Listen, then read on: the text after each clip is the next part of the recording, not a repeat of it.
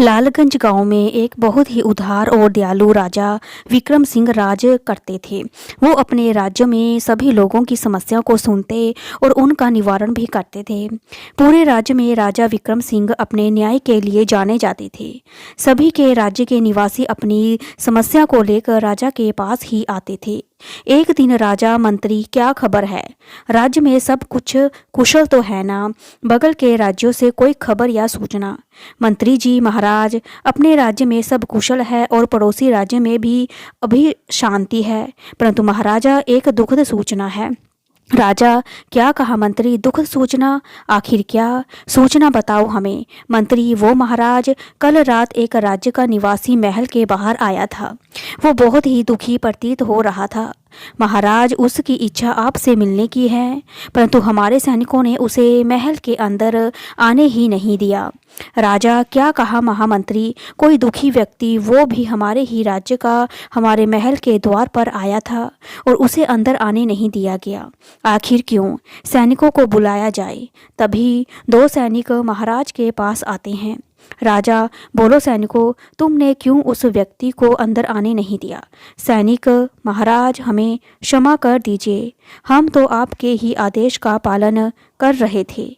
आप अपने कक्ष में विश्राम कर रहे थे और विश्राम करते समय हम आपके कक्ष में नहीं आ सकते थे महाराज, इसलिए हमने उस व्यक्ति को अंदर आने ही नहीं दिया। राजा, जाओ महामंत्री, और जाकर राज्य में उस व्यक्ति को ढूंढ कर हमारे सामने लेकर आओ। जाओ। जिसके बाद महामंत्री सेना की एक टुकड़ी के साथ अपने ही राज्य में उस व्यक्ति को ढूंढने निकल पड़ते हैं। तभी वो देखते हैं कि गांव के बाजार में एक छोटी सी कपड़े की दुकान के पास उन्हें आदमी सोनू काफ़ी दुखी दिखाई देता है, जो एक जगह पर उदास बैठा हुआ था। उसे देखकर सैनिक, ये देखिए मंत्री जी, यही है वही आदमी जो उस दिन महल में आया था। मंत्री, चलो हमारे साथ, तुम्हें महाराजा ने बुलाया है। सोनू, क्या सच में महाराजा ने मुझे स्वयं बुलाया है? मैं कब से उनकी मिलने की प्रतीक्षा कर रहा था। उसके बाद मंत्री और अन्य सैनिकों के साथ वो आदमी राजा के महल में आता है। मंत्री, महाराज, यही है वो आदमी जो उस रात आपसे मिलने हमारे महल में आया था। राजा, क्या नाम है तुम्हारा? हमें माफ़ कर दो, जब तुम हमारे महल में आए थे उस समय हम विश्राम कर रहे थे, जिसकी वजह से हमारे सैनिकों ने तुम्हें हमसे मिलने नहीं दिया। बोलो, क्या परेशानी है तुम्हें? हम अवश्य ही उसका समाधान करेंगे। आदमी, महाराज, मेरा नाम सोनू है, मैं बहुत ही गरीब किसान हूँ। मेरी पत्नी और मेरे दो छोटे छोटे बच्चे हैं। महाराज, मेरे पास एक छोटा सा ज़मीन का टुकड़ा है जिस पर मैं कई वर्षों से खेती करता आ रहा हूँ। महाराज, लेकिन मेरे सौतेले भाई ने मुझसे वो ज़मीन अब छीन ली है। महाराजा, मेरा भाई बोलता है कि वो ज़मीन पिताजी के मरने से पहले उसे दे दी थी, जिस पर अब मेरा कोई अधिकार नहीं है। अब मैं क्या करूं महाराज? कई दिनों से मेरे घर में एक भी अनाज का दाना नहीं है, जिसकी वजह से घर में चूल्हा भी नहीं जला। अब आप ही बताइए महाराज, मैं क्या करूं? महाराज, मेरे घर में तो अब 2 वक्त की रोटी बनती भी बड़ी मुश्किल से है। राजा, महामंत्री, इसके भाई को दरबार में अभी बुलाया जाए। तभी कुछ सैनिकों के साथ सोनू का भाई दरबार में आता है। राजा, क्या नाम है तुम्हारा? क्या ये सच है तुमने अपने सौतेले भाई की ज़मीन धोखे से छीन ली है? जग्गी, मेरा नाम जग्गी है महाराजा, मैं सोनू मेरा सौतेला भाई है। लेकिन यह झूठ है महाराज, मैंने इसकी कोई ज़मीन नहीं छीनी। वो ज़मीन तो मेरी ही है। पिताजी ने मरने से पहले ही वो ज़मीन मुझे सौंप दी थी। मैंने वो ज़मीन इस सोनू को केवल खेती करने के लिए ही दी थी, लेकिन अब ये उस पर अपना हक जता रहा है। अब आप ही कुछ करिए महाराज। दोनों की बातें सुनकर विक्रम राजा बहुत ही सोच में पड़ जाता है। राजा, महाराज, इन दोनों को उत्तम से उत्तम फसल के बीज दिए जाए। राजा की ये बात सुनकर दरबार के उपस्थित सभी लोग हैरान रह जाते हैं। दरबारी, अरे भाई, आखिर महाराज करना क्या चाहते हैं? अब किसी भी फसल के बीज से ये कैसे पता चलेगा कि इन दोनों में से कौन झूठ बोल रहा है और कौन सच बोल रहा है? तभी महामंत्री दरबार में फसल के बीज लाते हैं। राजा, मैंने तुम दोनों की बात सुन ली। ये लो सच है, तुम दोनों में से एक तो झूठ बोल रहा है, इसलिए अब मेरे पास केवल एक ही उपाय है। मैं तुम्हें दोनों को कुछ नस्ल के आलू के बीज दे रहा हूँ और तुम दोनों जाओ और उसी ज़मीन के टुकड़े पर अपनी अपनी फसल उगाओ। जिसकी भी फसल उस ज़मीन के टुकड़े पर सबसे ज़्यादा अच्छी होगी वही उस ज़मीन का असली मालिक होगा। ये बात सुनकर सब चौंक जाते हैं। महामंत्री थोड़े थोड़े बीज उन दोनों को दे देते हैं। सोनू, ठीक है महाराज, मैं आपकी आज्ञा के अनुसार उस जमीन के टुकड़े पर आलू के बीज बहुत मेहनत से उगाऊंगा। जग्गी, हाँ हाँ महाराज, मुझे भी आपका ये निर्णय स्वीकार है। महाराज, मैं भी आपके दिए हुए बीजों से अपनी फसल जमीन पर आलू की खेती उगाऊंगा।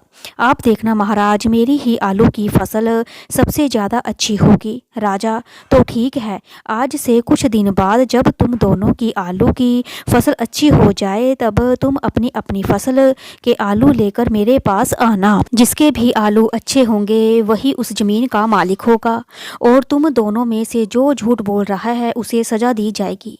इसके बाद दोनों अपने अपने घर आ जाते हैं। सोनू अपने घर जाता है और सोनू की पत्नी, जी आ गए आप, क्या कहा महाराज ने, क्या वो ज़मीन आपको मिल जाएगी?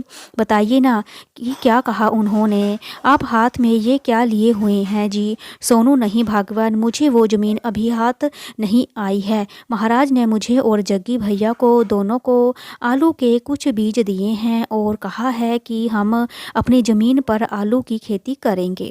इसके बाद जिसकी भी फसल सबसे ज़्यादा अच्छी होगी वही उस ज़मीन का असली मालिक होगा। सोनू की पत्नी, तो क्या हुआ जी? मुझे आप पर पूरा विश्वास है, आप ही आलू की फसल सबसे अच्छी उगाएंगे। सोनू, ठीक है, मैं कल ही खेतों पर जाकर ये बीज बो दूंगा। सुबह होती है और सोनू अपने खेत पर जाता है और अपनी ज़मीन के एक हिस्से में उस बीजों को बो देता है। उधर जग्गी भी उस ज़मीन के दूसरे छोर पर उस बीजों को बो देता है। इसके बाद दोनों अच्छे से अपने हिस्से की फसल की देखभाल करना शुरू कर देते हैं। दोनों बहुत मेहनत से अब रोज़ फसल की देखभाल कर रहे थे। देखते ही देखते आलू की फसल अब बड़ी हो जाती है। सोनू, अरे वाह, मेरी आलू की फसल तो कितनी अच्छी है और सुंदर भी दिख रही है। अब इन्हें महाराज के पास ले जाने का समय भी आ गया है। कल सुबह ही इनको लेकर जाता हूँ। फिर सुबह होती है, सोनू अपने खेत जाता है और अपने आलू की टोकरी को उठाकर राजा के पास चला जाता है। दोनों अपनी आलू की टोकरी राजा के सामने पेश करते हैं और दोनों अपनी टोकरी के ऊपर से कपड़ा हटा देते हैं। राजा, अरे वाह जग्गी, तुम्हारे आलू तो देखने में बहुत ही सुंदर लग रहे हैं। जग्गी, जी महाराज, मैंने दिन रात मेहनत की है और तभी इतनी अच्छी नस्ल के आलू हुए हैं। तभी राजा सोनू की टोकरी में से एक आलू उठाता है। राजा, अरे ये क्या, तुम्हारे आलू तो एकदम खराब अवस्था में नज़र आ रहे हैं। क्या तुमने अपनी फसल की अच्छे से देखभाल नहीं की? इन्हें देखकर तो यही साबित होता है कि तुम्हारी आलू की फसल अच्छी नहीं हुई और इसका मतलब है कि तुम ही हमारे दरबार में आकर हमसे झूठ बोल रहे थे। सोनू, लेकिन महाराज, कल जब मैंने अपने आलू देखे थे तो बहुत अच्छी नस्ल के थे और मुझे नहीं पता कि ये अब कैसे बदल गए। मैं खेत में गया तो सीधे अपनी टोकरी को उठाकर आपके पास ले आया। मंत्री महाराज, ये सोनू झूठ बोल रहा है।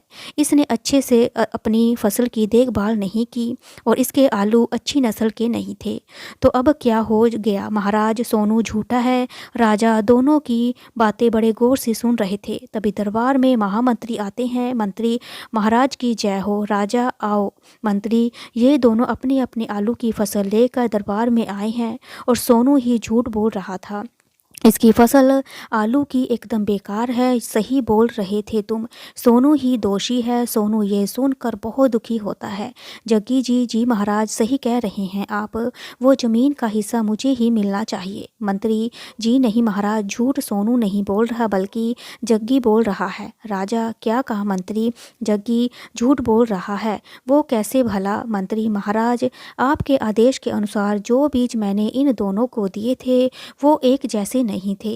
राजा एक जैसे नहीं थे, इसका क्या मतलब है? महामंत्री, हम समझ नहीं पाए। तो फिर वो दोनों बीज कैसे थे? बताइए महामंत्री। मंत्री महाराज, उन दोनों बीजों में से एक आलू का बीज था, अच्छी नस्ल का था, और एक खराब नस्ल का था। जो बीज हमने सोनू को दिया था वो बीज उत्तम नस्ल का था महाराज, जबकि जग्गी को खराब नस्ल का बीज दिया था। पर फिर जग्गी की फसल के आलू उत्तम फसल के कैसे हो गए महाराज? मैंने तो सैनिकों को दोनों पर नज़र रखने के लिए भी कहा था।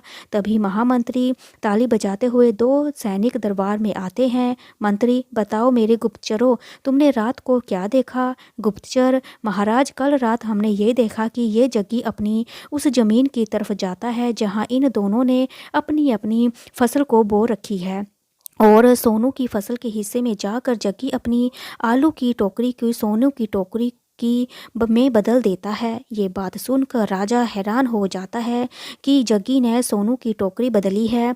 और जग्गी, मुझे माफ़ कर दीजिए महाराज, मुझसे गलती हो गई। महाराज, मुझे माफ़ कर दीजिए। ये सच है महाराज, पिताजी ने वो ज़मीन मुझे नहीं बल्कि सोनू को दी थी, लेकिन मेरे मन का लालच आ गया था। मैं वो ज़मीन इससे हड़पना चाहता था, इसलिए मैंने अपनी टोकरी आलू की टोकरी को सोनू की आलू की टोकरी में बदल दिया था। महाराज, मुझे माफ़ कर दीजिए। राजा, तुमने हमारे समक्ष झूठ बोला, इसकी सज़ा तुम्हें अवश्य मिलेगी। जग्गी, तुमने चालाकी से सोनू की ज़मीन हड़पनी चाहिए और इसके लिए तुम्हें दंड जरूर मिलेगा।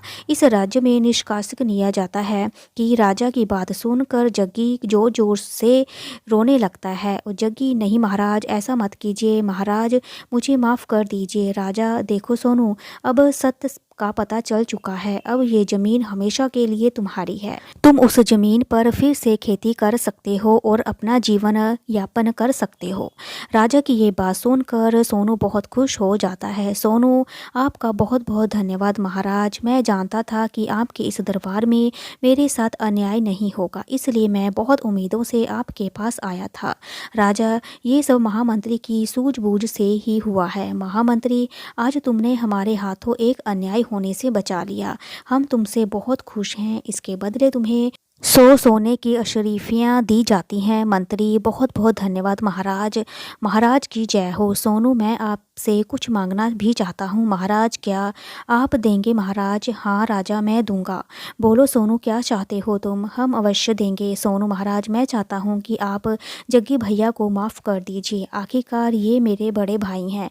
मैं नहीं चाहता कि इतनी बड़ी सज़ा मिले इन्हें। राजा, तुम वाकई ही एक नेक दिल इंसान हो। सोनू, ठीक है, हम तुम्हारी इच्छा जरूर पूरी करेंगे। जग्गी, जाओ, तुम्हारे भाई सोनू के कहने पर हमने तुम्हें माफ़ कर दिया, लेकिन अब कोई ऐसी हरकत मत करना, वरना हमें तुम्हें बहुत कठोर दंड देंगे तुम्हें। महाराज, मुझे माफ़ कर दो। तुम भी सोनू, मुझे माफ़ कर दो। मैंने तुम्हारे साथ कितना गलत किया और तुमने मुझे फिर भी माफ़ कर दिया। मैं अपने किए पर बहुत शर्मिंदा हूँ। सोनू, मैंने आपको माफ़ कर दिया। जग्गी भैया, आपने हमेशा मुझे अपना सौतेला भाई समझा, लेकिन मैंने कभी ऐसा नहीं समझा। मैं आपको हमेशा दिल से अपना बड़ा भाई मानता हूँ। जग्गी भैया, आपको अपनी गलती का एहसास हो गया, मेरे लिए इतना काफ़ी है। अब हम मिलकर उस ज़मीन पर खेती करेंगे और खुशी खुशी साथ रहेंगे। इसके बाद सोनू और जग्गी दोनों बड़ी मेहनत से खेती करते हैं और प्यार से दोनों साथ साथ रहते हैं। अगर आपको मेरी ये वीडियो अच्छी लगी तो लाइक करें, शेयर करें, सब्सक्राइब करें। Thank you so much.